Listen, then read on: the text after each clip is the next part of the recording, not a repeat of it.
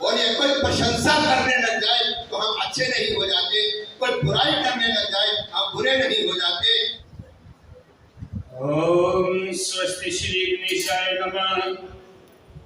ओम माता सरस्वती जय नमः। ओम नमो भगवते वासुदेवाय नमः। ओम श्री वेद व्यास देवाय नमः। ओम श्री शुभदेवाय नमः। ओम पवन सुत महावीराय नमः। ओम सद्गुरुदेवाय नमः। ओम कुलदेवाय नमः। ओम गुरुदेव ब्रह्मा गुरुदेव विष्णु गुरुदेव महेश्वर। ओम गुरुरे साक्षात् परब्रह्म तस्मै श्री गुरुवे नमः।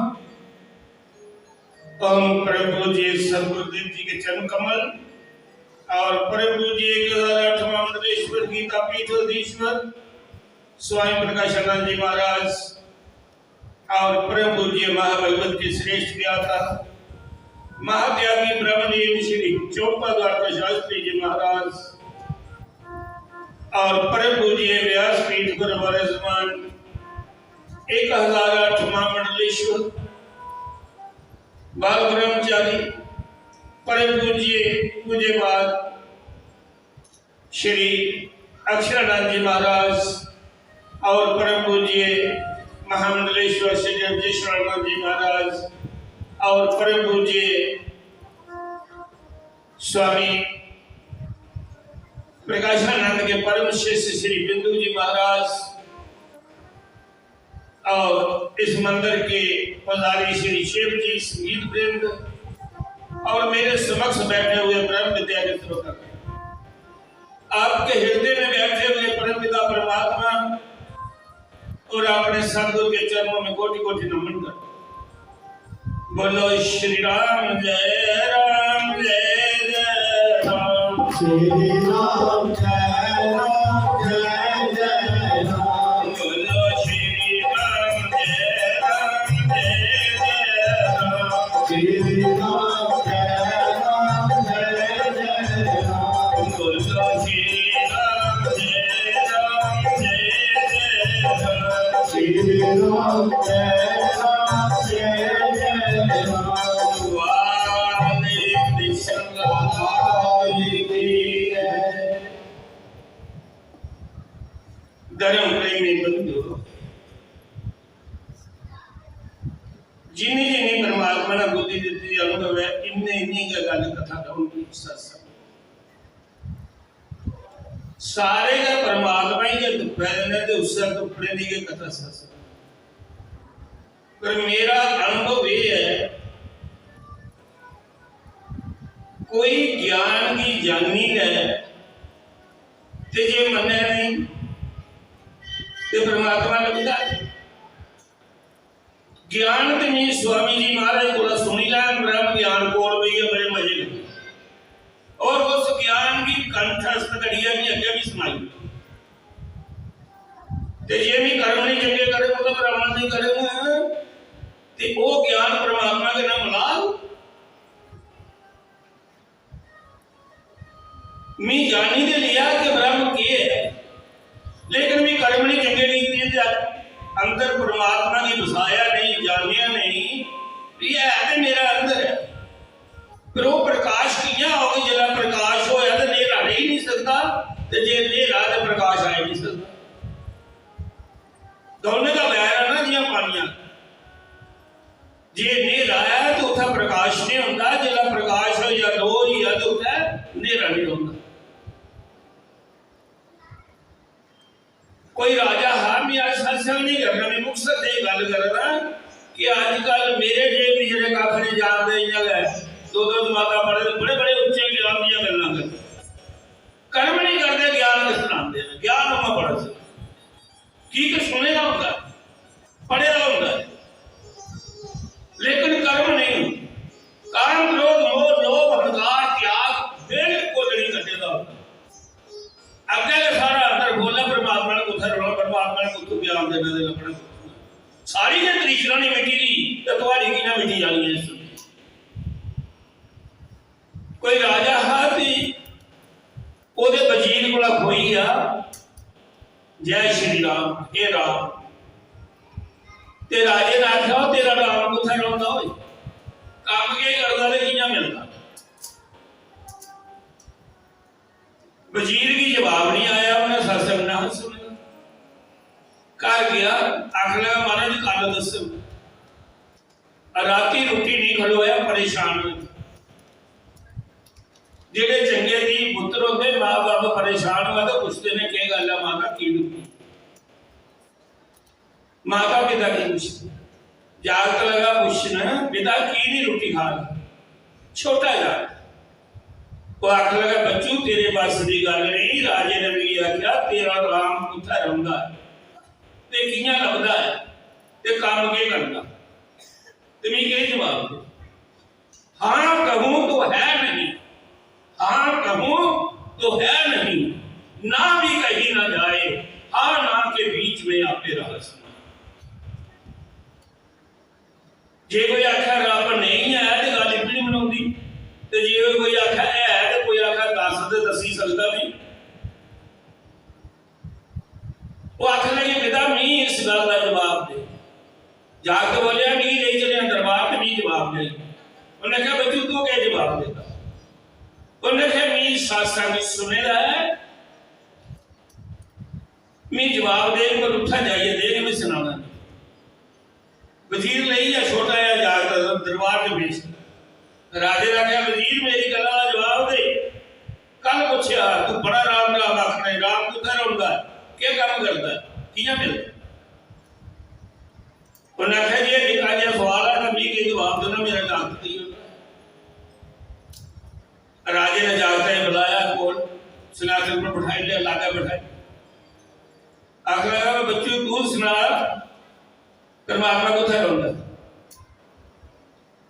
वो आखिर लगा राजा तू कुछ सत्संग नहीं सुनेगा जिले कोई किट्ठी होगा तो पहले उसे पानी शानी पुछते बिना आसन देंदे फिर गल करते तू मैं पूछया नहीं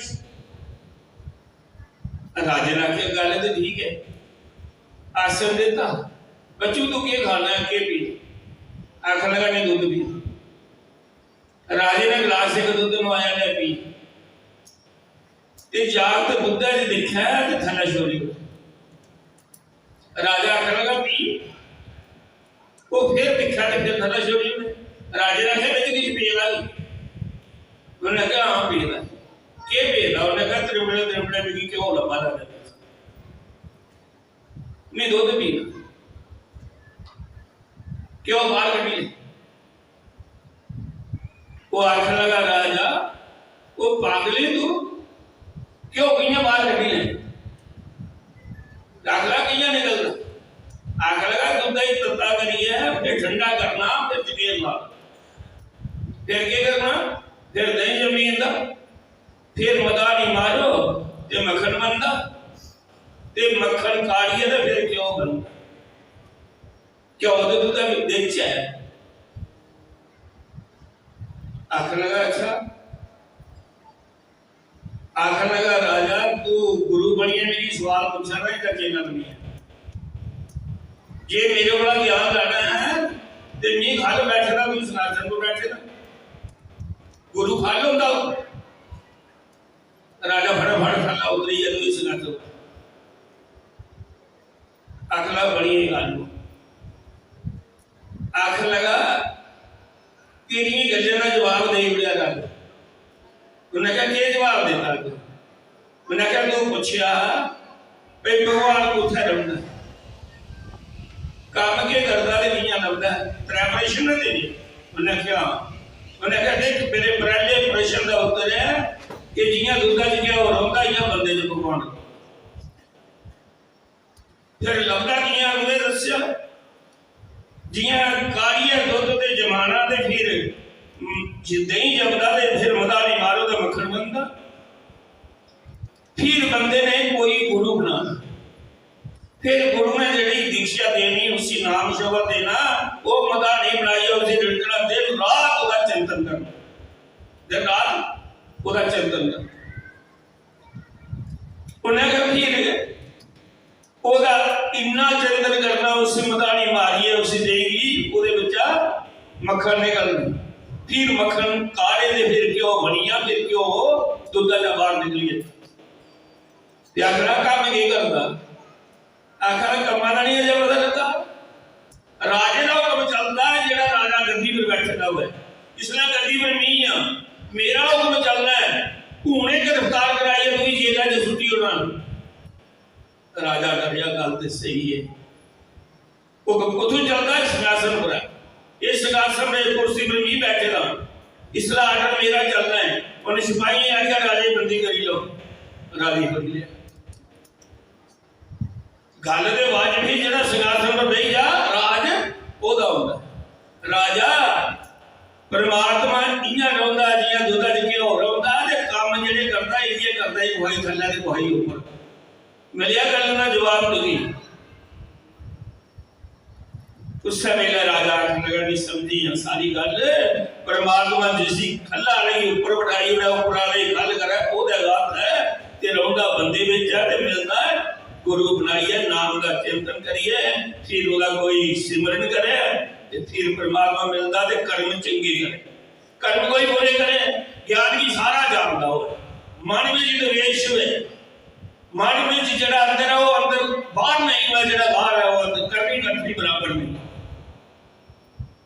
काम बादशाह है त्याग हुआ उधर विच नहीं हुआ है तो परमात्मा मिलता है काम नहीं सीधे करे परमात्मा कदे भी नहीं मिलता जिन्ना मर्जी त्याग करना ये कर्म चंगे करोगे कन्या ज्ञान की लोड़ है ज्ञान बिना अस परमात्मा की पाई भी नहीं सकते लेकिन ज्ञान पर चलने को ज्ञान पर चलने को ज्ञान दसदा के परमात्मा है जे ज्ञान के नहीं हो गया समझना नहीं परमात्मा इस करिए मैं ज्यादा लफ्ज बोलता समा नहीं लैंदा है कि महाराज आए दिन साढ़े में परम पूजी महाराज शिष्य बिंदु जी महाराज भी आए ने उन्हें भी 10 मिनट वास्ते भी समा देना या 10-15 मिनट वास्ते वो बोलन उदा बात महाराज अपने विचार में बच्चा तो सही क्या जानते हो कि महाराज सारे जम्मू कश्मीर के बीच सानू एक संत लभदे ने जेडे ब्रह्म विद्या दे पूरे मतलब तालीम है और सारे जम्मू के चिकारियां और आश्रम बनाया है तो मेरी धन्यवाद करना कि महाराज सारा बड़ा मान करते हैं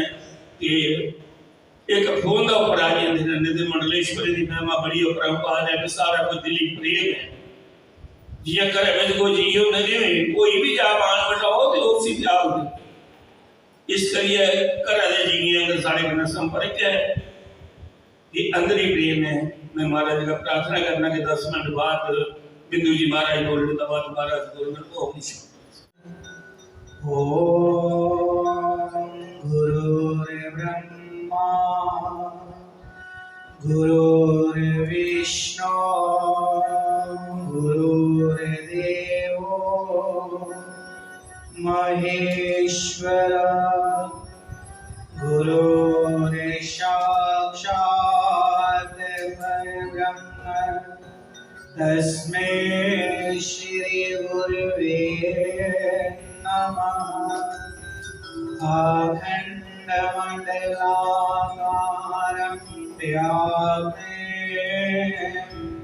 चराचरं तत्पदं दर्शनमे तस्मै श्री गुरुवे नमः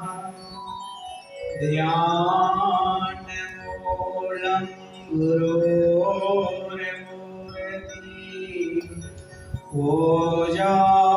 ओजामूलं गुरोपदं सद्गुरुदेव महाराज की जय सच्चिदानंद भगवान की जय। कि जिस समय संतों का दर्शन हो उनके मुखारविंद से भगवान की पावन चर्चा सुनने को हमारे जो पावन शास्त्र हैं उनमें कितने दृष्टांत कितनी कथाएं आई हैं कि जिन्हें प्रभु की प्राप्ति हुई उन्हें पहले संत मिले गुरुदेव के द्वारा बताइए मार्ग पर चलकर उन्होंने प्रभु को पाया।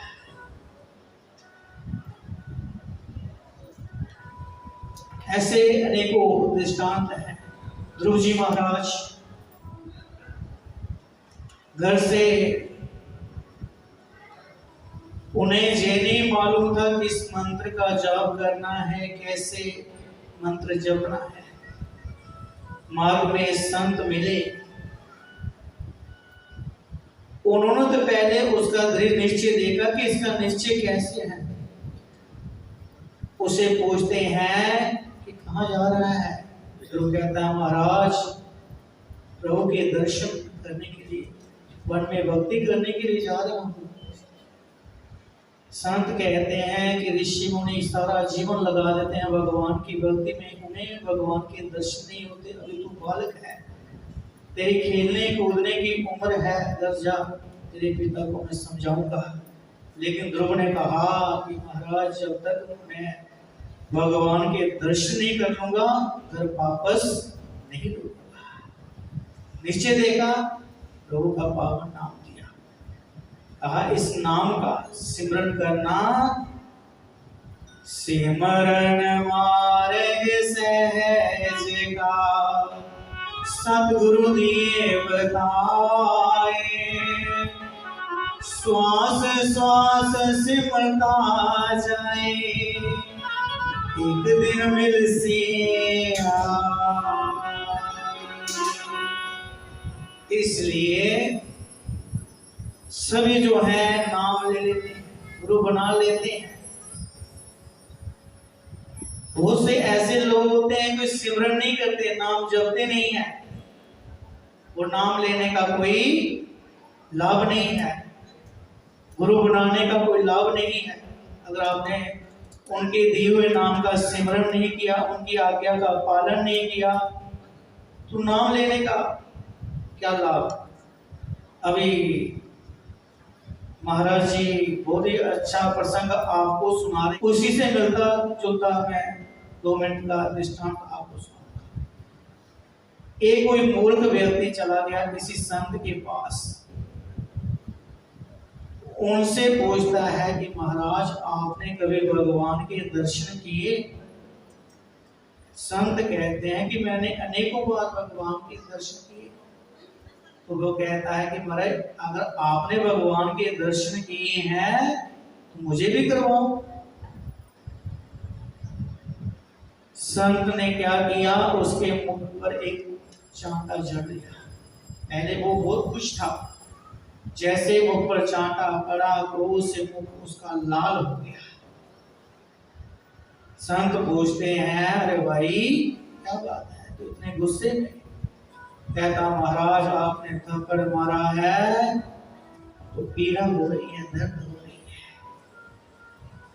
संत उससे पूछते हैं बता दर्द कहाँ है। वह वो स्थान बताता जहां शरीर के अंदर रहते हुए परमात्मा हमें नजर नहीं आ रहे हैं। क्यों? अज्ञान रूपी पर्दा आंखों पे पड़ा हुआ है, इसी कारण है। इस तन में नजर न आवे ऐसा राम का, है इस तन में नजर न आवे ऐसा राम हमारा है। इस तन में नजर न आवे ऐसा राम हमारा है। ऐसा राम हमारा है, ऐसा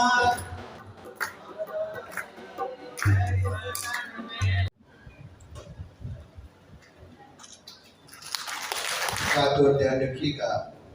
मंगलाचरण के समय में वेद भगवान का सम्मान करने के लिए कृपा करके कोई अपने नेत्र ना खोले। ध्यान मुद्रा में तब तक बैठना है जब तक हम खुद नहीं बोलेंगे कि अभी आप हमारी बात को इधर सुनिए, ऐसे एकदम।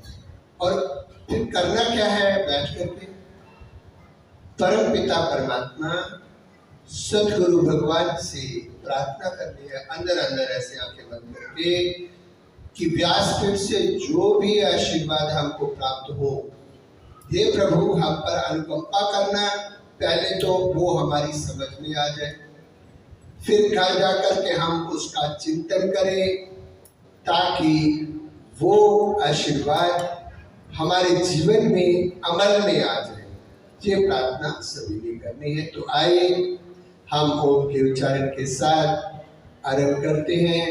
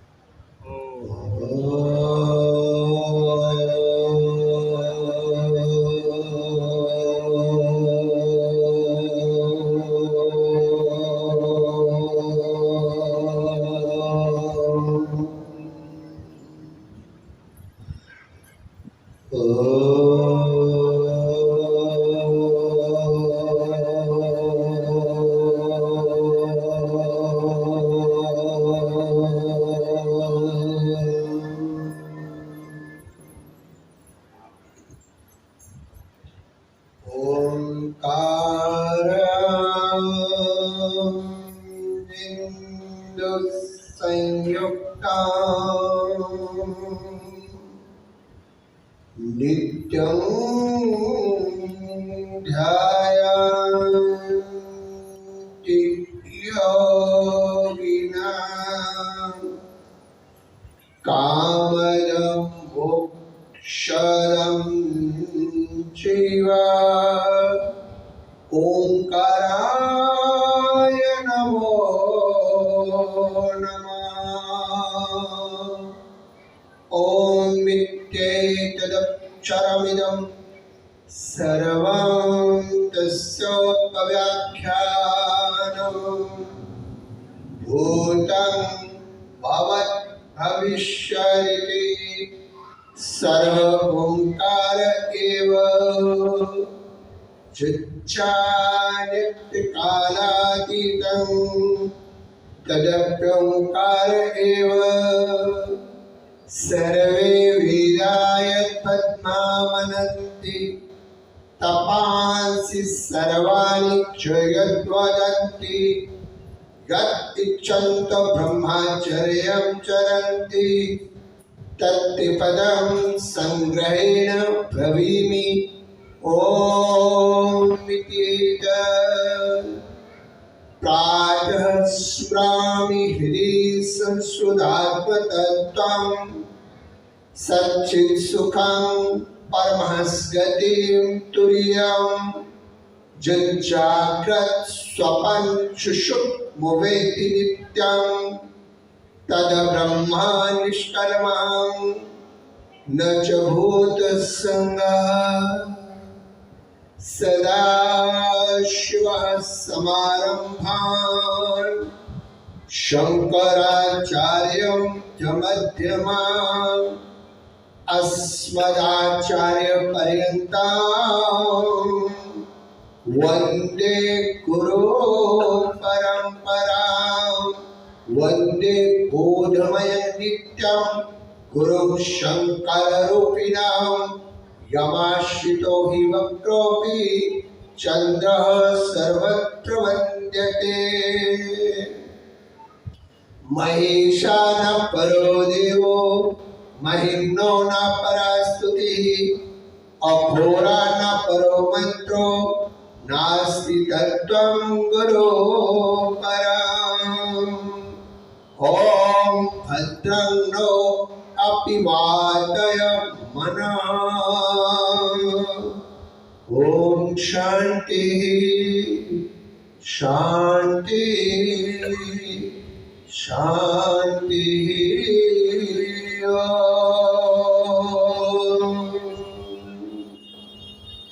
सब लोग इधर ध्यान दीजिए। परम श्रद्धेय परम प्रेमास्पद अनंत श्री विभूषित प्रातः स्मरणीय वेदांत मूर्ति वेदांत केसरी श्री श्री 1008 महामंडलेश्वर जालंधर पीठाधीश्वर ब्रह्मलीन मेरे सतगुरु भगवान के श्री चरणों में पहले मैं कोटि साष्टांग वंदन करते हुए मंडे के इस पवित्र पारागण में चल रहा है आध्यात्मिक सत्संग सम्मेलन, इस विशाल कार्यक्रम के सूत्रधार, कर्णधार, घराना देवस्थान तत्संबंधित अनेक देवस्थानों के परमाध्यक्ष महंत मदन जी महाराज, जो अपने आप में ही दैनिक संपदा से संपन्न है, सरलता और सहजता की प्रतिमा, और सभी का आदर करना, सम्मान करना और सर्वगुण संपन्न होने पर भी झुके रहना, यही तो फलदार वृक्ष की निशानी है। और ये सारे गुण महंत जी में है। श्रद्धेय महंत जी महाराज, और अभी जिनका पावन उद्बोधन आप सुन रहे थे, गीता मंदिर आरसपुरा से ही पधारे श्रद्धेय प्रातस्मरणीय पूज्यपाद प्रकाशानंद जी महाराज के अनन्य चरणानुरागी शिष्य बिंदु जी महाराज, और उनके पहले जिनको आपने सुना झांसी से पधारे श्रद्धेय स्वामी राजेश्वरानंद जी महाराज, मेरे आत्मा स्वरूप में समुपस्थित प्यारे भारत के प्यारे बंधु माताओं तथा बहनों, ये आध्यात्मिक संत सम्मेलन और आज का विषय ईश्वर क्या है, वो कहाँ रहता है, क्या करता है और वो कैसे मिलता है। क्योंकि जो कार्यक्रम के अध्यक्ष होते हैं वो जिस विचारधारा की ओर संकेत करते हैं वही मंच का विषय हो जाता है। पहले आप आज के सब्जेक्ट को क्लियरली अपने दिमाग में बिठा लें। स्टूडेंट को पहले ये क्लियर होना चाहिए कि अभी इस पीरियड में कौन से टीचर आएंगे और कौन सा सब्जेक्ट है।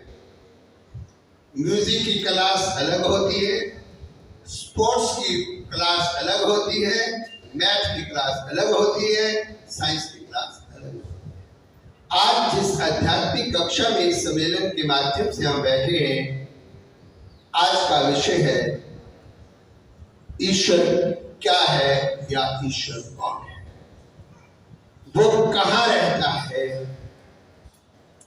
वो कैसे प्राप्त होता है और वो क्या करता है। ये आज की सभा का सब्जेक्ट है। क्या है बोलो, पता लगा कि नहीं?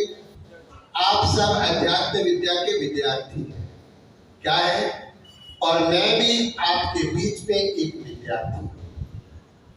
कुछ हम आपसे सीखेंगे और कुछ आपको हम देने का प्रयास करेंगे, क्योंकि मेरे गुरुदेव कहते हैं जो व्यक्ति सारा जीवन विद्यार्थी बना रहता है और सीखने के लिए तैयार रहता है, वो व्यक्ति अपने लिए उन्नति के मार्ग स्वयं ही खोल लेता है और ये सोच लेता है कि मैंने पीएचडी कर ली, मैंने डीएड कर लिया, मैंने इतनी डिग्रियां ले ली, अब मुझे बहुत कुछ आता है, अब मंच पर जाके मैंने सिर्फ खुद सुनाना है और किसी का सुनना। तो शायद वो अपने पतन को खुद ही बुलावा देने का प्रयास कर रहा है। हम परस्पर एक दूसरे से सीखते रहते हैं। ईश्वर क्या है और वो कहाँ रहता है, इसके पहले हमको मूल में जाना पड़ेगा। वृक्ष की अगर स्वभाव को जानना है तो हमें बीज का एक्सपेरिमेंट करना होगा कि इस बीज से कैसा वृक्ष आगे हमको मिलने वाला है। तो इसके लिए हम और आप प्रमाण नहीं दे सकते, केवल दृष्टांत दे सकते हैं। प्रमाण तो हमारे वेद है। और क्यों नहीं, किसी ने ईश्वर को नहीं देखा। भगवान हमारी आस्था और विश्वास का विषय है और इसके लिए प्रमाणिक ग्रंथ है। वेद बताएगा ईश्वर क्या है, वेद बताएगा ईश्वर कहाँ है, वेद बताएगा ईश्वर कौन है, वेद बताएगा कि ईश्वर करता क्या है। और इसलिए हमको जाना पड़ेगा पहले इस बात के लिए और ध्यान से सुनना पड़ेगा, क्योंकि वैदिक सिद्धांतों को हम बहुत कम सुनते हैं, इसलिए वैसा हमारा अभ्यास नहीं होता और इसलिए हमारा बहुत सारा आध्यात्मिक लिटरेचर लुप्त होता चलना जा रहा है। आज मुझे अफसोस के साथ ये सूचना देनी पड़ती है कि हमारी गीता प्रेस आर्थिक संकट से गुजर रही है, क्योंकि हमने मूल ग्रंथों को पढ़ना पढ़ाना उनका स्वाध्याय छोड़ दिया। कहीं से छोटा सा टोटका पढ़ के अपना काम चलाना वो एक अलग बात है। और फिर चौखंबा प्रेस काशी में भी संकट है आर्थिक, क्योंकि जब छपने वाले ग्रंथों को पढ़ने पढ़ाने वाले सुनने सुनाने वाले लोग ही नहीं होंगे, उनकी मार्केट में डिमांड ही नहीं होगी, तो प्रेस तो अपने आप ही बंद हो जाएगी।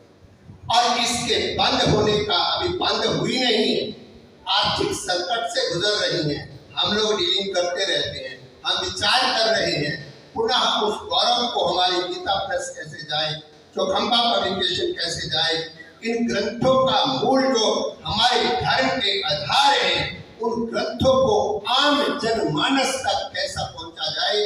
अभी धर्माचार्यों की हमारी बहुत बड़ी सभा काशी में हुई है, वह हम भी थे 2 साल पहले, क्योंकि अगर हम मूल ग्रंथों से दूर होते चले गए तो हम सनातन की रक्षा नहीं कर सकते, क्योंकि हर धर्म का धर्म ग्रंथ क्या है। दुनिया का कोई भी धर्म मजहब ले लीजिए, वैसे धर्म तो मेरे को कोई पूछे तो धर्म तो केवल सनातन है, बाकी रिलीजन हो सकते हैं पर्टिकुलर सेक्शंस के लिए, पर्टिकुलर क्लास के लिए, कुछ लोगों के लिए, और किसी एक व्यक्ति के चलाए हुए वो मजहब हो सकते हैं, उनका डेट ऑफ बर्थ मिल सकता है, कौन से व्यक्ति ने किस युग में जन्म लिया और ये बड़ा पंथ कहाँ से चला और किसने चलाया, लेकिन सनातन की डेट ऑफ बर्थ कोई नहीं ढूंढ सकता, क्योंकि सनातन अनादि है। और मेरे बंधुओं, इस बात का हमें हर्ष भी होता है कि जो वस्तु अनादि होती है वही अनंत होती है, अर्थात उसका अंत कभी नहीं। जिसका आदि है, जिसकी शुरुआत है, जिसकी उत्पत्ति है, जिसका जन्म है, जिसका प्राकट्य है, जातस्य ध्रुवं मृत्यु ध्रुवं जन्म मृतस्य च, जो प्रकट हुआ है, चाहे वो मजहब हो, चाहे वो व्यक्ति है, चाहे वो वस्तु है, एक दिन वो जाएगा, क्योंकि उसका डेट ऑफ बर्थ, उत्पत्ति का जन्म डेट ऑफ बर्थ हमें मालूम है। और जो अनादि है, स्वयंभू है, जो सबका कारण है पर जिसका कोई कारण नहीं, वो कौन है, पहले कहाँ जाना पड़ेगा। ये जानने के लिए हमें वेद में जाना पड़ेगा। अभी आपके सामने जानबूझ के कोशिश हम करेंगे कि 1 घंटे के वक्तव्य में आपको जितना हम शुरू करें, क्योंकि हम विषय के अनुसार मंच पर बोलते हैं, अपनी मर्जी से नहीं बोलते, और आने से पहले हमें पता भी नहीं होता कि मंच पर आज कौन सा सब्जेक्ट चलने वाला है। फिर देख लेते हैं कि हाँ आज, और मान सम्मान किसका करना होता है, जो उस सभा का अध्यक्ष होता है, उनके वचनों में से ही वो सूत्र निकलता है कि इसका सब्जेक्ट, इसका विषय। आज वक्ता को जो समझ आ रहा है उसको इशारा ही पता होता है कि महाराज जी की आज क्या मर्जी है कि हम इस पर रोशनी डालें, और नहीं समझदार होगा वो जितना उसने तैयार किया होगा बेचारे ने उतना बोल लेगा, वो एक अलग इशू है। तो चलिए आज हम सबसे पहले चलते हैं उस प्रश्न का उत्तर ढूंढने के लिए कि ईश्वर कहाँ रहता है, ईश्वर कौन है, परमात्मा कौन है, परमात्मा शब्द आया कहाँ से। चले, और इसके लिए हमें वेद में जाना पड़ेगा, और वेद में मैं आपको ले जा रहा हूं सामवेद में। कहाँ ले जा रहा हूं, और सामवेद में मैं आपको कहाँ ले जाऊंगा, छांदोग्य उपनिषद में। छांदोग्य उपनिषद में आपको कहाँ ले जाऊंगा, 6ठे अध्याय में, जहां पर सद विद्या का उपदेश लेते हैं। और उस विद्या का आरंभ इसी प्रश्न से होता है, जब वेद के अंदर, उपनिषद के अंदर उद्दालक नाम का एक बालक विद्या प्राप्ति के लिए, उच्च कोटि के ज्ञान प्राप्ति के लिए, अभी महाराज जी कह रहे थे ना, सुनकर के रटना और बात है, हाँ, वो उच्च ज्ञान की प्राप्ति के लिए वो गुरुकुल में जाता है और गुरुकुल में वो अनेक प्रकार की विद्याओं को हासिल करता है और अनेक प्रकार की विद्याएं पढ़ करके और दीक्षांत समारोह में अपने गुरुकुल को टाप करके घर वापस भी आ जाता है और बहुत बड़ा विद्वान अपने को समझने लगता है। लेकिन हुआ क्या प्यारी साध संगत, जब वो घर से पढ़ने गया था तब उसने पिता को प्रणाम किया कि हे पिताजी, मैं गुरुकुल में पढ़ने जा रहा हूँ, मुझे आशीर्वाद दीजिए। लेकिन जब पढ़ के आया, पीएचडी करके आया, तो उसने कहा कि अनपढ़ पिताजी, मैं तो बहुत बड़ा विद्वान हूँ। उसने पिता को प्रणाम नहीं किया और पिता ने को बहुत दुख हुआ कि मेरा बच्चा अतीत में होकर के आया है, वेद को पढ़ लिया, शब्दों को बटोर लिया, शब्द जानन महारण्य चित्त भ्रमण कारणम, चित्त के भ्रमण के लिए शास्त्रे वाद भयम वाद विवाद के लिए और दूसरों को हराने के लिए, किसी को नीचा दिखाने के लिए कि मैं बहुत बड़ा विद्वान हूँ, इसके बहुत बड़े शास्त्रों को बटोर लिया है। उसको हमारी भाषा में वेद में मंत्री कहते हैं अधिक वेद। उसने कहा एक वेद को पढ़ के तो आया, पर एक सिद्धांत भी इसके आचरण में नहीं उतरा, उल्टा पहले वाली सभ्यता और संस्कार भी भूल कि उसी डोगरी जाते तो पढ़ी आया है क्या करी आया है प्रति चालक ये बड़ा बोया आसान पर का खड़े है। बोलो ऐसी माँ के मुंह से निकलता है कि आसान पर का खड़े है, अपने बड़े सामने नहीं बोल दे। तू केड़ा बढ़िया है, एक तातर करते जवाब दिया था, बड़े की समझा था कख नहीं, कहती मैं भी जाऊंगी, तो जाएगी ना, अच्छा हुआ नहीं गई, मेरे भारत से अच्छा। अगर संस्कारों में रहना है तो मेरे भारत से अच्छी भूमि कोई नहीं, क्योंकि ब्रह्म ज्ञानी गुरु यदि किसी देश में होते हैं वो मेरा भारत है। गंगा जी जैसी नदी अगर कहीं दुनिया में होती है तो वो मेरा भारत है। भगीरथ जैसे तपस्वी अगर कहीं होते हैं तो वो मेरा भारत है। उद्दालक ऋषि जैसे पिता अगर किसी देश में होते हैं वो मेरा भारत है। कपिल भगवान जैसे बच्चे अगर किसी देश में होते हैं वो मेरा भारत है। और बताएं आपको, आप बाहर जाने की कोशिश करते हो और फिर देवहूति जैसी माता जो अपने पुत्र के चरणों में ही शिष्य रूप में बैठती है, ऐसी माँ भारत में होती है। और पुत्र को आत्मज्ञान की लोरी सुनाने वाली मदालसा माँ भी हमारे भारत में होती है। पातिव्रत धर्म का अखंड पालन करने वाली अनुसुईया माता भी हमारे भारत में होती है। रानी चुड़ाला जैसी अपने बिगड़े हुए पति शिखर ध्वज को लाइन पे जिसने लगा दिया, ऐसी रानी हमारे भारत में होती है। जीवन मुक्त, विदेह मुक्त राजा जनक जैसे चक्रवर्ती सम्राट भी हमारे भारत में होते हैं। मर्यादा पुरुषोत्तम राम भी हमारे भारत में होते हैं। गीता को धरती पर उतारने वाले लॉर्ड कृष्णा भी हमारे भारत। महाराज जी सारे मंडलेश्वर जिला एक दो देश की कोई सैर शुरू कर आते नहीं, सारे बड़ा पहले तो आधा घंटा उन्हें विदेशी के गुणगान करने पे यहाँ पे गए रहा होते। फिर बात तो ये पूछना कि महाराज जी तो केड़े केड़े देश से गए और बाहर से मुझे फोन करेंगे, अगर वीजा लगवाना है तो हम स्पॉन्सर लेटर भेज देते हैं, आपको बुला लेते हैं। मैंने कहा जिस दिन किसी देश में भी मेरी माँ गंगा मुझे मिल जाएगी, मैं बिना बुलाए आ जाऊंगा। मेरे वेद का स्वाध्याय होता हुआ जिस देश में मुझे मिलेगा मैं आऊंगा। ब्रह्म ज्ञानी गुरु जिस देश में होंगे मैं आऊंगा। गीता माँ जिस देश में होगी मैं आऊंगा। अगर मुझे ये नहीं दे सकते तो टाटा बाय बाय, गया। विदेशों में टके मांगने के लिए जाते हैं, सनातन की भी बदनामी होती है और हमारी भी बदनामी होती है।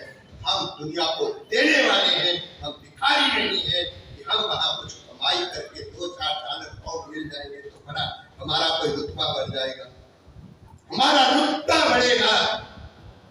वेद की आत्मसात करने से हमारा रुतबा बढ़ेगा। अपनी गीता जी के ज्ञान को आत्मसात करने से हमारा गौरव हम दुनिया के सामने। मैं 2 बार वर्ल्ड कॉन्फ्रेंस में गया हूँ, लेकिन भारत में जब होती है तब जाता हूँ, तब विदेशों में ये कॉन्फ्रेंसेस होती है, हम नहीं जाते क्योंकि हम अपनी संस्कृति में रहना चाहते हैं। मैं भी कहना नहीं चाहता क्योंकि विदेशियों को मालूम ही नहीं कि संतों को रखना कैसे है, मर्यादाएं कैसे है। Hello Swami ji, how are you, ऐसे शिकायत करेंगे मेरे साथ। और स्वामी भी कभी इधर देखेगा, कभी उधर देखेगा, क्योंकि आजकल सोशल मीडिया का जमाना है। किसी ने एक क्लिक करके डाल दिया तो सारी दुनिया देखेगी क्या हो रहा है। हमारा गौरव याद रखना मेरे बच्चों, जो पीढ़ी जहाजों के जहाज भर करके भारत को छोड़ करके विदेशों में जा रहे हैं, मैं कहना चाहता हूँ हमारा इज्जत मान सम्मान अपने देश में याद रखना। जो अपनी झोंपड़ी हमें सम्मान दे सकती है, वो किसी दूसरे के महल हमको मान सम्मान नहीं दे सकती। रुखी सुखी खाई के ठंडा पानी पी, ना एक पराई चौपड़ी, ना ललचाए होता है। भारत में वेद होता है, क्या होता है, क्या होता है? विद ज्ञाने धातु से वेद शब्द बनता है, अर्थात भारत भूमि में ज्ञान पनपता है। समुंदर पार क्या होता है? अंधेरा होता है, अज्ञान होता है, अविद्या होती है, माया होती है, मटीरियलिज्म होता है, भौतिकता होती है, कुसंस्कार होते हैं, बिगड़े हुए आचरण होते हैं। और भारत में क्या होता है? वेद होता है, अर्थात ज्ञान होता है। उस वेद को आत्मसात करने वाले, उस भाषा को जानने वाले सद्गुरु भगवान होते हैं। भारत के अंदर ही उस फिर विद्या को धारण करने वाले मुमुक्षु और जिज्ञासु शिष्य होते हैं, भारत में होते हैं। कहाँ होते हैं? और अगर जो बातें एक पॉइंट में मैंने बताई, मटीरियलिज्म सारा तराजू के एक पल्ले में रख दिया जाए और मेरी वैदिक परंपरा और वेद ज्ञान को और सनातनीय परंपरा को तराजू के दूसरे पल्ले में रख दिया जाए, और सारी दुनिया की दौलत, क्या लक्ष्मी और कुबेर की भी सारी दौलत एक पल्ले में रख दिया जाए, तो मेरी बेटी मुझे आंसर देगी। आपको क्या लगता है तराजू का कौन सा पलड़ा भारी रहेगा? जिस पलड़े में वेद गीता उपनिषद होंगे वो भारी रहेगा, या जिस पलड़े में डॉलर और पाउंड रहेंगे वो भारी रहेगा? इतनी सी गुड़िया आप समझदार हो गई है, क्या ही प्रबंधन करने की। अच्छा ही है, मैं तो तू तो आशीर्वाद मांग रही थी कि मुझे वीजा मिल जाए, पर ऐसी बात अगर किसी का भविष्य बनना है, मुझे देखिए ना भारत में रह करके भी, क्योंकि याद रखना आप देश में रहो विदेश में रहो, माथे की लकीरों में जो लिखा है वो घर में भी मिल जाएगा और बाहर भी। अगर नहीं लिखा है तो पहले उन बच्चों को फोन से बात कर लेना, जो बाहर तो चले गए 40-40 लाख खर्चा करके, लेकिन माँ बाप बेचारे और उधर जाकर के ना वो वापस आने के वाले हैं ना क्या। कई बच्चे तो जेलों में हैं, कई शरणार्थी हाउसों में हैं, क्या स्टडी वीजा लेते हैं, बाद में आते नहीं और वर्क परमिट उनके पास होता नहीं, तो क्या होता है? इज्जत अपने देश में, अपने पहनावे में, अपनी संस्कृति में है। मैं भी जब जीन्स पहनता था, दुनिया मेरी इतनी इज्जत नहीं करती थी। जब मैंने धोती पहनी तो सारी दुनिया मेरी रिस्पेक्ट करती है। क्यों करती है? क्योंकि मैं सनातनी वेशभूषा में दुनिया के सामने जाता हूँ। आप ही सोचिए, यदि कल मैं इस सनातन के लिबास को छोड़ करके आपके सामने जीन्स में आ जाऊं, आपके मन में ही कितनी रिस्पेक्ट रहेगी? मेरी वेशभूषा मुझे इज्जत देती है, मेरा खान पान मुझे इज्जत देता है, मेरा रहना सहना मुझे इज्जत देता है, विधि मुझे इज्जत देती है, दूसरे की वस्तु चाहे सोने की भी हो, याद रखना वो हमें इज्जत कभी नहीं दे सकती। और ये पैंटे शर्ट में तो हमारा पहनावा ही है। और कितने रिलैक्स हम धोती में फील करते हैं। पहले हम पूरी वेस्टर्नाइज में रहते थे, हमें मालूम है। इसलिए समय अधिक ना हो जाए तो परमात्मा कहाँ है? तो परमात्मा के लिए एक शब्द प्रयोग होता है, सत एव सौम्यम। सत शब्द पर ध्यान देना। इदम अत्र आसीत नेह नानास्ति किंचन एकमेवा अद्वितीय मृत्तिका एव सत्यम वाचारंभनम विकारोणाम। सत एव सौम्यम इदम अग्र आसीत। वेद क्या कह रहा है? ध्यान से सुनिए। इदम मैंने कहा, संसार की कोई भी वस्तु पैदा होने से पहले कौन था? क्या शून्य था? क्या कुछ भी नहीं था? जब ये आकाश नहीं था, धरती नहीं थी, वायु नहीं थी, अग्नि नहीं थी, जल नहीं था, पृथ्वी नहीं थी, और जब ये पांच तत्व ही नहीं थे तब जीव कहाँ था? जब जीव ही नहीं था तो भगवान को खोजने वाला कहाँ था? जब भगवान को खोजने वाला ही नहीं था तो भगवान कहाँ? पर फिर क्या था?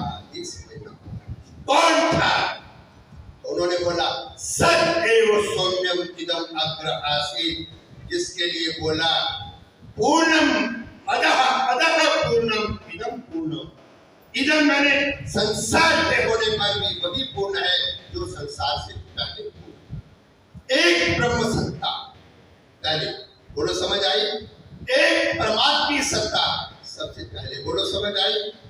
एक उसी को बोलते हैं अधिष्ठान चेतन, वो ही था। उसके अतिरिक्त पंच भौतिक संसार में ना कोई व्यष्टि था और ना कोई।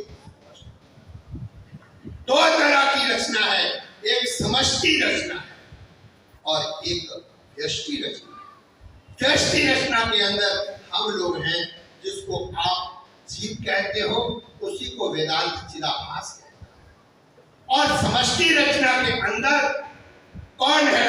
ब्रह्मा विष्णु महेश शक्ति गणेश, ये सब समष्टि के अंदर है। इसके अंदर है क्योंकि ये सब शरीरों में अहम रखते हैं, वो समष्टि जीव है। और जो एक शरीर में अहम रखता है वो व्यष्टि क्या है? हमारा अहम मैं, जब हम मैं बोलते हैं तो बोलो हम एक ही शरीर की अपना इशारा करते हैं कि सब शरीरों की? बोलिए बोलिए। हम सब मैं शब्द का प्रयोग करते हैं कि नहीं करते? आई का प्रयोग करते हैं कि नहीं करते? और जिसको आई मैं कहते हैं उसी को ही संस्कृत में अहम कहते हैं। बोलो क्या कहते हैं? तो अपने लिए, और अपने लिए जब हम बात करते हैं तो बात करने वाला जो होता है वो फर्स्ट पर्सन होता है। और संस्कृत में उसी को उत्तम पुरुष कहते हैं। जिसके बारे में बात की जाती है वो सेकंड पर्सन होता है। और जिसके साथ बात की जाती है वो सेकंड पर्सन होता है। जिसके विषय में बात की जाती है वो थर्ड पर्सन होता है। ये अंग्रेजी की ग्रामर है। फर्स्ट पर्सन कौन है? जहां अहम है। उत्तम पुरुष कौन है? जहां अहम है। बोलो व्याकरण में देखिए, उत्तम पुरुष में अहम अवाम में हम दो हम सब, ये कहां पर कैटेगरी है? फर्स्ट पर बोलिए। उत्तम पुरुष में है, हाँ उत्तम पुरुष में। और अंग्रेजी में किसी को फर्स्ट पर्सन बोलते हैं, क्या बोलते हैं? मैं। और मैं का अर्थ है कि एक सत्य ही था, उसके आगे कोई सृष्टि। फिर आगे चलिए, टाइम ना हो जाए, प्रश्न का उत्तर दे रहा हूं। ईश्वर कहां से आया? ये ईश्वर शब्द कहां से आया? परमात्मा शब्द कहां से आया? ध्यान से सुनना। और वो जो एक था माता जी, जो अद्वितीय था, जिसको गुरुवाणी ने बोला आद सच जुगाद सच है भी सच, नानक हो भी होसी भी सच, इन ओंकार सत नाम कहा। वो कौन है? जिसको अकाल कहा, अजून कहा, सेगंग कहा। वो कौन है? जिसको लॉर्ड कृष्णा स्वयं कह रहे हैं अहम अशेद्यः अहम अदायः अहम अक्लेद्यः अहम अशोच्यः अहम नित्यः अहम सर्वदा अहम स्थाणुः अहम आत्मा गुणाकेशः सर्वभूतास्य स्थितः अहम आदिश्च मध्यम च। देखिए, जो कृष्ण परिचय दे रहे हैं अपना, तो वही कृष्ण होंगे या जो हम सोचते हैं कि वो कृष्ण। अरे बोलिए, क्योंकि कृष्ण कृष्ण के बारे में ज्यादा जानता है या हम भक्त लोग कृष्ण के बारे में ज्यादा जानते हैं? कृष्ण स्वयं कृष्ण के बारे में जानते हैं। जैसे आप जितने भी हैं, मैं कोई भी आपको मार्क देता रहूं, लेकिन जितना आप स्वयं अपने बारे में जानते हैं उतना हम लोग नहीं जान सकते। हम कुछ डीलिंग के हिसाब से एक कैश वर्क करते हैं कि ये व्यक्ति ऐसा हो सकता है, ये व्यक्ति ऐसा हो सकता है, लेकिन इन द डेप्थ आप स्वयं जानते हैं कि आप अच्छे हैं या बुरे हैं। बोलिए, कोई प्रशंसा करने लग जाए तो हम अच्छे नहीं हो जाते, कोई बुराई करने लग जाए हम बुरे नहीं हो जाते। मेरे गुरुदेव ने कहा, अपनी नजरों से अपने को तोड़ना, क्योंकि व्यक्ति स्वयं जानता है कि वो अच्छाई की ओर जा रहा है या बुराई की ओर। दुनिया के हाथ में चाबी मत देना। दुनिया 2 दिन अच्छा कहेगी, 4 दिन बुरा कहेगी, फिर अच्छा कहेगी तो खुश हो जाओगे और बुरा कहेगी तो रोने लग जाओगे। फिर ऐसे ही करते रहोगे। अपना दर्द स्वयं निकालना। और वो व्यक्ति दुनिया में कभी कामयाब नहीं होता जो अपनी चाबी किसी और के हाथ में देता है। चाबी देनी है सिर्फ एक व्यक्ति के हाथ में हम दे सकते हैं दुनिया में, और वो सतगुरु के हाथ में दे सकते हैं। और किसी दूसरे के हाथ में दूसरा हमको कैसे नचाने लग जाए, क्या करने लग जाए, तो पहले कौन था? सत्य। अब जल्दी से कंक्लूड कर देते हैं।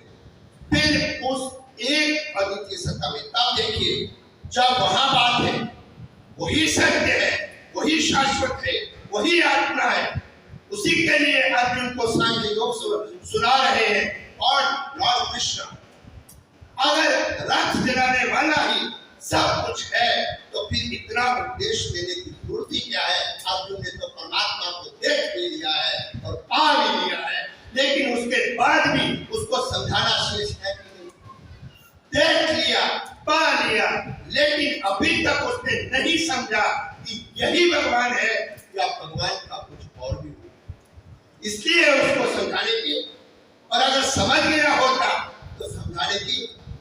वैसे तो कण कण ही भगवान है, कुत्ता भी नारायण है, हाथी भी नारायण है, बिल्ली भी नारायण है, चींटी भी नारायण है। आप जितने बैठे हो आप सब परमात्मा के स्वरूप हो, लेकिन जिस तरह से आप अपने को परमात्मा समझने की कोशिश करेंगे वैसे नहीं हो सकते। परमात्मा खुद बताएंगे कि मैं सबका हूं, सब में हूं, सबके लिए हूं, लेकिन कैसे हूं? अहम आत्मा, आत्मा रूप से मैं सबका, आत्मा रूप से मैं सब में, आत्मा रूप में मैं सबके लिए। अभी मैं भागवत करने वाला हूं, तो हम तो बहुत डेप्थ में स्टडी करते हैं। मैं महाराष्ट्र में अनेकों क्वेश्चन मेरे को विद्वानों के आए तो स्वामी जी, लॉर्ड कृष्णा जब इतने भगवान और इतने बड़े अवतार आप कहते हो विष्णु के, आप सनातन धर्म वाले, फिर ये चीर हरण वाला उपकृत्य और ये रास का मतलब क्या है कि आधी रात को जनानियों को बुला लेना और ऐसे नाचने लग जाना। और उस समय में वहां पर इतना डेप्थ में है, हर वो अध्यास से ऊपर है और उसमें आत्मभाव जाग उठा। और लॉर्ड कृष्णा भी उस कृष्ण रूपी बाजी के लिए उनके साथ नहीं है, वो आत्मा रूप से उनके साथ। फिर मैंने इस बात की ओर भी विचार किया कि 18,000 श्लोकों में राधा जी का नाम ही कहीं नहीं आया, आखिर तो राधा कौन है? तो फिर वहां पर भी मुझे उत्तर मिल गया। अनेक ग्रंथों की स्टडी, क्योंकि मेरे पास तो साउंड प्रूफ शरीरों में आज भी गोविंद जब देखता है हम खुद स्टडी, मेरी डायरियां ही अगर आप लोग पढ़ लोगे ना तो आपको ग्रंथ पढ़ने की जरूरत ही नहीं है। इतना हमने नोट्स तैयार किए हुए हैं ताकि कोई बच्चा आकर के उसमें स्टडी करे। राधा कौन है? बहुत सारे क्वेश्चन हैं, लेकिन वहां पर ही भगवान स्वयं बता रहे हैं मैं सब दिखा। पहले कौन था? पहले आत्मा, पहले सत्य, पहले ब्रह्म, पहले अधिष्ठान, पहले चेतन। हो गई बात। अब मैं कंक्लूड 5 मिनट में करूंगा। उसके बाद हुआ क्या? उस एक अद्वितीय सत्ता के अंदर अपने आप ही एक संकल्प होता है, और उस संकल्प में क्या होता है?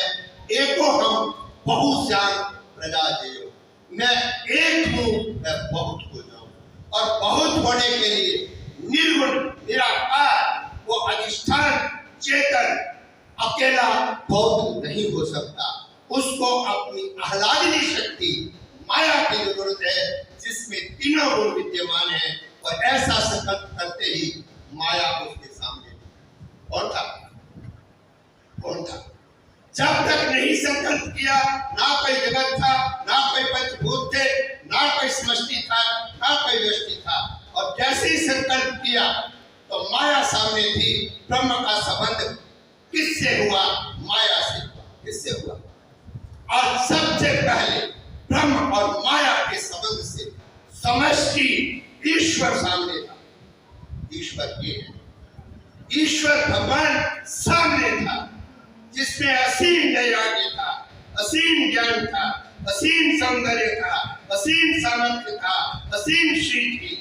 वो भगवान सामने था। और भगवान की उपाधि क्या है? माया वशिष्ठ। क्योंकि कहीं भी भगवान अकेला नहीं होता। ब्रह्मा जी के साथ सरस्वती माता होती है, शिव जी के साथ पार्वती होती है, और भगवान विष्णु के साथ लक्ष्मी होती है। भगवान कभी भी अकेला नहीं। माया वशिष्ठ है। रजगुण, तम गुण साम्य अवस्था में है, और सत्व गुण जिसका जाग रहा है, अपने सच्चिदानंद स्वरूप को उपाधि से सगुण साकार होते हुए भी जिसको याद रहता है, उसको भगवान कहते हैं। क्या बोलते हैं? भगवान कहते हैं। एक ही सत्ता का नाम है भगवान, और फिर नीचे डिग्रेड होता है। और वही भगवान जब फिर पंचभूतों से रजोगुण, तमोगुण, सत्व को लेकर के आकाश, वायु, अग्नि, जल, पृथ्वी से वो अनेक होने की कोशिश करता है, खुद वो भगवान। तो कोटिशः जीव उसी परमात्मा से उत्पन्न होते हैं, लेकिन उस परमात्मा में और जीवों में अंतर रहता है। जीव की परमात्मा की उपाधि माया है, और जीव की उपाधि अविद्या है। परमात्मा को उपाधि में आने पर भी सब अपना ब्रह्म स्वरूप याद रहता है, और जीव को अविद्या उपाधि के कारण कुछ भी याद नहीं रहता कि मैं कौन हूँ, मैं कौन हूँ। इसलिए जीव को ये ढूंढने की आवश्यकता पड़ती है कि मुझे उत्पन्न करने वाला कौन है। ब्रह्मा जी भागवत में देखिए, मुझे उत्पन्न करने वाला कौन है, मैं किस लिए पैदा हुआ हूँ, मुझे किसने लाया, मैं नहीं जानता। फिर आवाज आती है कि बेटा, वही वाली महंत जी जो कह रहे थे, दूध को गर्म कीजिए, इसमें झाग लगाइए, झाग लगा के दही बनाइए, दही को चाटी में रखिए, फिर भिगोइए, फिर माखन आएगा, और माखन को फिर आग में रखिए, फिर सारा मैल और घी फिर ऊपर आएगा। ये प्रक्रिया है महाराज। क्या है? यहां से महाराज ने शुरू किया था। ईश्वर कौन है? माया वशिष्ठ, रजोगुण और तमोगुण साम्य अवस्था में जिसमें है, जो सबकी जानता है, सबको जानता है, उसको कोई नहीं जान सकता। और जानने वाले अगर जानेंगे तो फिर उनके पास वही प्रक्रिया है जो महाराज जी ने बताई। और जीव क्या है? वहीं से ही ईश्वर की उपाधि में फिर विकार पैदा होने लगता है। कैसे होता है? जीव में रजोगुण और तमोगुण जागृत रहते हैं, और सत्वगुण सो जाता है। और सत्वगुण के सोते ही जीव को याद नहीं रहता मैं कौन हूं। और एक बात तो मैं क्लियर जरूर करूंगा, 2 मिनट के लिए ये याद रखना, जितने उपदेश सुनाए जा रहे हैं, वो लोग उपदेश सुना रहे हैं कि नहीं? संत लोग समझा रहे हैं कि नहीं? परमात्मा कौन है, परमात्मा कहाँ से आया? मैं तो पूरी प्रक्रिया, अगर मुझे इसको बिल्कुल क्लियर करना हो ना, तो मुझे 1 हफ्ता चाहिए, और आपको वहां चाहिए जहाँ मेरा रोज स्वाध्याय होता है। लेकिन मैंने एक सैंपल दिखाया कि वेद की प्रक्रिया से हम परमात्मा तक कैसे पहुंचते हैं, और परमात्मा ही जीव रूप से कैसे दिखाई दे रहा है। लेकिन एक बात याद रखना, इस शरीर में जो है ना, वो ना तो परमात्मा है और ना ही ब्रह्म है। वो क्या है? अंतःकरण उपाधि। जैसे शीशा होता है, व्यापक सूर्य आकाश में है, दीवार पर जो चमक पड़ती है वो शीशे की उपाधि के कारण चमकती है। वो भी वही काम करती है जो सूर्य करता है। वो लोग करती है कि नहीं? चमकीली कैसे होती? सूरज जैसे। लेकिन अगर शीशा हटा लो तो वो चमक चली जाती है। और व्यापक सूर्य इस शरीर के अंदर अंतःकरण रूपी शीशा उपाधि पर उस ब्रह्म का अक्स पड़ता है, प्रतिबिंब है इसके अंदर, चिदाभास जिसको बोलते हैं। वो स्वयं शाश्वत आत्मा, वो शरीरातीत है, वो किसी शरीर में ना कभी आता है ना कभी जाता है। चिदाभास उसको बोलते हैं। इस शरीर में कौन है? कौन सी कॉन्शियसनेस काम कर रही है? कौन सी चेतना काम कर रही है? वो चिदाभास रूपी, उसका प्रतिबिंब रूपी चेतना काम कर रही है। जिस चेतना को ये भूल गया है कि वो कौन है, उस चेतना को ही गुरुदेव बताते हैं कि हे जीव, तू जैसे राजेश्वर, तू ईश्वर का अंश है, तू कौन है? तू ही सच्चित आनंद है। किसको समझा रहे हैं? जीव को समझा रहे हैं। बिगड़ कौन गया है? जीव गया है। देह ध्यास किसको हुआ है? जीव को हुआ है। ना परमात्मा को हुआ ना ब्रह्म को हुआ। शरीर के अंदर कौन है? वो जीव है, जो गुरु के सामने आकर के अपनी अविद्या को स्वीकार करता है और गुरु जी उसके अज्ञान की निवृत्ति के लिए फिर ब्रह्म ज्ञान का उपदेश देते हैं। और फिर उस जीव को पुनः अपनी खोई हुई समृद्धि याद आती है, जैसे हनुमान जी को आ गई जामावत के उपदेश से, और फिर वो आनंद में हो जाता है, परमात्मा में हो जाता है, और वही फिर आत्मा आनंद में और होता है। यही कहानी है जीव की, यही कहानी है ईश्वर की, और यही कहानी है ब्रह्म की। वो कौन है? वो कहाँ से आया? वो कहाँ रहता है? हर एक के बीच में जो है वो चिदाभास है। माया वशिष्ठ होकर के जो रहता है वो ईश्वर है, और माया अतीत होकर के जो रहता है वो ब्रह्म है। ये सर्कल इस तरह से, समय मुझे अनुमति नहीं दे रहा है। मंत्र जी से क्षमा चाहूंगा, 3-4 बार नहीं, वो भी मुझे ऐसे से कर रहा। ये ईश्वर और जीव की कहानी। किसकी कहानी है? 10 मिनट कोई बात नहीं, और क्लियर होगा। तो मैंने कहां से शुरू किया? इसीलिए श्रुति वेद ने कहा स एव सौम्यम। हे सौम्य, जब उद्दालक ऋषि ने अपने पुत्र को ये पूछा